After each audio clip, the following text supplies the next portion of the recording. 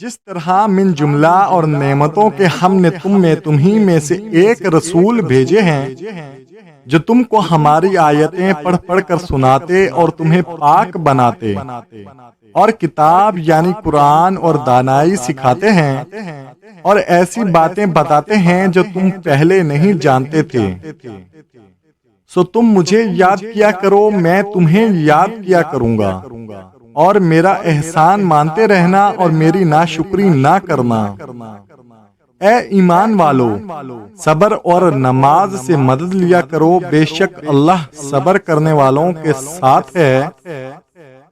اور جو لوگ اللہ کی راہ میں مارے جائیں ان کی نسبت یہ نہ کہنا کہ وہ مرے ہوئے ہیں، وہ مردہ نہیں بلکہ زندہ ہیں لیکن تم کو شعور نہیں۔ اور ہم کسی قدر خوف اور بھوک اور مال اور جانوں اور میووں کے نقصان سے تمہاری آزمائش کریں گے، اور صبر کرنے والوں کو بشارت سنا دو۔